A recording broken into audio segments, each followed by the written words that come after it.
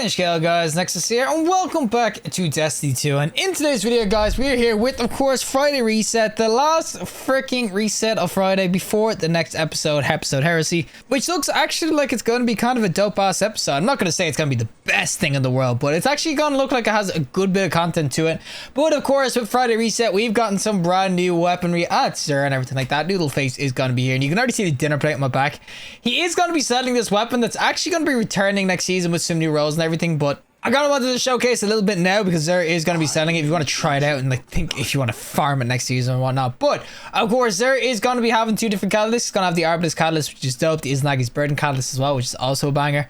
He will have the Assassin's Cowl at a 62 stat, which isn't that great, and also an Ursa Ferosa at 65 stat. Not really built into strength, so maybe not that great either. He has got a Getaway Artist, of course, 3 stat, not amazing either. And of course, he's gonna have a bunch of legendaries and exotics. So he has the Hawkman up for sale. He's got the Monte Carlo, the Borealis, and of course, the Warcliffe Coil. He is gonna have some legendary weapons as well. The first one, of course, is gonna be Dire Promise with Osmosis and Snapshot. I don't know why the Osmosis always comes with a Dire Promise. It's just not great perk on it. He is gonna have the first in, last out with Opening Shot and Hipfire Grip, if you want to go for no scopes and everything like that. But again, there's definitely better versions of Slug Shotguns. The Pallades Corrector is going to be here with Sympathetic Arsenal and the Subsistence as well. Kind of counterintuitive because you need to reload at the final blows. You got Subsistence on, you get kills. Reloads for you, so yeah. Kind of dumb. He's going to have Interference 6 as well with the Full Court and the Field Prep. Actually, not too bad. If I had Spike Grenades or something, this could have been an absolute banger with these two together. What we are going to be looking at, of course, is going to be the weapon that is going to be returning next season. And it's going to be the Whispering Slab with Sympathetic Arsenal and Killing Wind. Now, the reason that this is pretty dope is that Sympathetic Arsenal on the bow really does work out well, because realistically, every time you shoot the bow, you're automatically reloading. I mean, it's a bow. You shoot one bullet at a time. So this could actually be really, really dope in the right build and everything, especially if you don't have any sorts of, I'd say, Sympathetic Arsenal sort of weapons and you just want pure damage sort of heavies and everything like that, like bait and switch and like Field Prep or something. You've got extra reserves and whatnot. As I said, there's a couple of other like heavy combos you kind of want, and having Sympathetic Arsenal on a bow is really, really dope, obviously, as well for your middle your energy weapon too. But yeah, this bow is going to be returning, and it honestly is pretty dope. I'm hoping though when it does come back, please give this kinetic tremors. A lightweight frame with kinetic tremors would go so freaking ham. Well, I will say Whisper Slab, it's actually not a bad bow. It's really, really fun in PvE, and that's where we're going to showcase this right now. So without further ado, let's go to PvE with the Whispering Slab combat bow. Alrighty, we're gonna go in, of course, do some onslaught with the little bow that could. And this is what it's gonna look like and everything. I will say that this weapon actually had a really kind of cool scope. It's got the old Pokeball. Gotta catch them all, am I right? But it was a pretty dope bow, and I will say that it works out really, really well with the Sympathetic Arsenal for weaponry like that. Like, I have Demolitionist on, if I have to kill this guy. But I got Demolitionist on, of course, on my little grenade like this, but you can see it reloads it instantly for weaponry like this, where, as I said, it's going to be an LMG, which I know isn't exactly meta, but I got 4 times the charm and killing tally on this, so I have no real reloading perks. Obviously 4 times the charm can be clutch and everything like that, but for these sorts of weapons, when you're kind of building more into the old freaking extra bullets like 4 times and stuff, it is nice that you can have a weapon like this that can insta reload. So I can just get a weapon like this, and I don't know if the explodey guys count. Oh, it does actually. So you can see I got my automatic reload on my freaking LMG.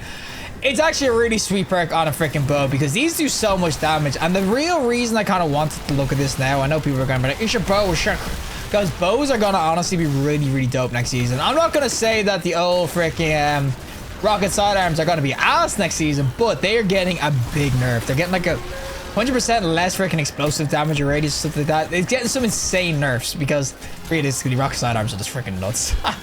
Let's be real, they're absolutely freaking insane PvEs. So that is why they are getting nerfed. And I will honestly say, bows do that much freaking damage. Guys, I have nothing for this guy. Oh, I actually do. You know what? Don't worry, boys. Okay, we killed him. But yeah, bows do an insane amount of damage for kinetic weapons. So the fact that we're losing, of course, a bunch of special damage from our freaking rocket sidearms is going to make this really, really dope. And as I said, it just pairs out really, really well with weapons that you don't really have reload perks for. Like, but it is just the comboing that's just so freaking nice, as I said, especially when you are going to be using the heavy weapons with all those reloading sort of perks, like auto-loading and whatnot. I mean, you could get auto-loading on this, but as I said, it just works out really, really well that you get on your primary. So this 1 kill, and we just auto reload. It's just, it's so nice. Like, look at this. We get this guy. It's beautiful. As I said, Sympathetic on a bow. It is on a couple of different weapons, but it works out so well on the bow because it does so much damage. And as I said, if you don't really want to run special ammo, if you don't obviously want to bother with ammo economy, or if you really just want to, of course, not want to rely on the special sidearms, I'm telling you, this bow is going to be a beast. I'm hoping to good God it gets kinetic tremors with it. Imagine kinetic tremors with sympathetic arsenal. Come more muchachos though. Okay, this is the one thing that you might say, oh, British are so much better on every Arsenal because you don't even have to get kills. That's the one thing I will say, of course. Not having to rely on kills is like a really good factor for, of course, the old envious arsenal and whatnot. So that's why a lot of people will go for that. But I still will say that the bow, it does that much damage that against the rank and falls and stuff like that, you probably will kill them now. Okay, I didn't kill them with this. But you will probably kill them with, of course, the old bow and everything like that. So I will say that even though for the really high-end games and everything like that, or high-end content, people will definitely say, you're not going to kill more Shredder, they're all so beefy. It's going to be for particular sorts of PvE events and everything like that. I mean, I still think it works out really, really well. I didn't get a final bow. I still think it works out really, really well, of course, in this sort of content. Like you can see, it's still for that sort of jazz. And if I want to, I can just whip at the heavy. Oh, buddy! Freaking get out of my face, boys! but I think it works out in general content if you really want to try it out and everything like that. Yo, guys, can I get the final bow, please? There we go. Oh, it's beautiful. Look at that. We get this final bow as well. Now, I think there is like a little small cooldown on it because it would probably be insane if you could just auto reload instantly. Like, oh, I did have a gun. So just be careful. Sometimes you might have a little bit of a delay on it, but I will still say overall, it's so beautiful. You just never have to really worry about reloading because it's a primary weapon with it. And you basically one shot pretty much in all freaking sorts of encounters, bar of course like contest mode when there's a bunch of yellow bars. But I will actually say I'm kind of excited for this weapon to come back, this bow. I think it is a really sweet one. I mean, a lot of people still do kind of use this. You've probably gotten tons of rolls of it as well because it was pretty, like, I'd say, generously dropping before when it first came out. Like, this is an oldish weapon, but I think with the rolls that you can get on this as kinetic goes, and lightweight frames, honestly, PvE are pretty cool to go in with. So I will definitely say that it's gonna be nice to kind of get back. Even like the Cold Denial is a really dope weapon, the False Promises, this whole line of weaponry from Season of Arrivals actually were kind of dope. So oh, we're gonna get done these, but I am kind of excited for it to come back. I think it will be a pretty dope addition, and if it gets some really sweet rolls, like I'm telling you, please get Sympathetic Arsenal in that second slot in Kinetic Tremors. It would be so freaking dope. These sorts of bows can actually do work in PvE and lightweight frames. They actually are just so sweet. They're just so fast to shoot. Honestly, you feel like Legolas trying to run around with this. So you just go to this, get the ones in the back. Ah, we automatically reloaded.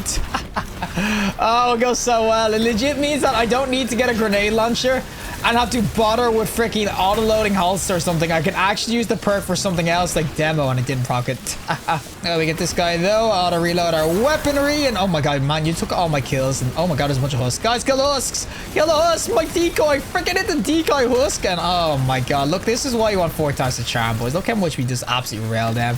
Did I get the kill? I don't know if I did. What, did we? Yeah, we did. Look at that. Automatic reload my heavy. It's so juicy. I know everyone's raving about the Envious Arsenal, mainly because it works like insanely well with bait and switch, because I mean it has the same activation freaking requirements. But I still do think Sympathetic Arsenal is a dope ass perk. I think that is really dope, and it can just go absolutely ham. I know you gotta get killed and all that sort of jazz, but I still think it's an absolute bagger of a perk, and the fact that you can get it on a bow like this is really dope. So I'd 100% be saying that you should be excited for it to come back. As long as I keep this goddamn break, I swear to Christ, Bungo, if you do the same nonsense you do where you bring a weapon back and take the god rolls off it, I swear to God. Well, that is it for me. And of course, the Whispering Slab combat bow, it's, as I said, it is a really dope weapon. The Killing Wind probably you don't really need here, but it actually kind of blends in kind of well with Sympathetic Arsenal. But I think it's a great bow, and I'm actually kind of happy it's coming back. I'm just hoping it keeps the Sympathetic Arsenal. I think it's just such a dope perk, like, especially on a bow. I mean, it is on a lot of weapons, but when it's on a bow, it's so much easier to get final blows because you can one-shot pretty much all your enemies. It is only the only place you might struggle is obviously contest mode, but at that stage you're probably using that bait and switch freaking grenade launcher and stuff. But fusion rifles are actually going to be a big thing, so especially if you don't want to go for like loaded question, auto-loading holsters and everything for that particle deconstructor, it means you can use something else if you want to use Sympathetic Arsenal with it. You get that reloads on the loaded question, so you can go for things like overflow if you really want to overcharge the magazine and whatnot. As I said, there's so many reasons that Sympathetic Arsenal is really dope. The only reason everyone's talking about, of course, the Envious Arsenal, that is, like, I mean, it's on this weapon right now. We'll go to it real quick. Everyone's going to be always on top of Envious Arsenal because realistically, yeah, it goes in really well with bait and switch. But if the meta does change and everything though, this is going to be a dope weapon to pick up. So I picked this up off there maybe this week, just to have it for next season and everything. Of course, it's going to become better next season. I think there's Ardent traits going to be coming to it as well, but Whisper and Slab, Be excited for it to come and everything. And check out Xur because he does have a pretty decent one. But regardless, if you like the video, show us a like. And really some more content, subscribe. Fantastic day. And hopefully I'll see you in the next collective in the next one.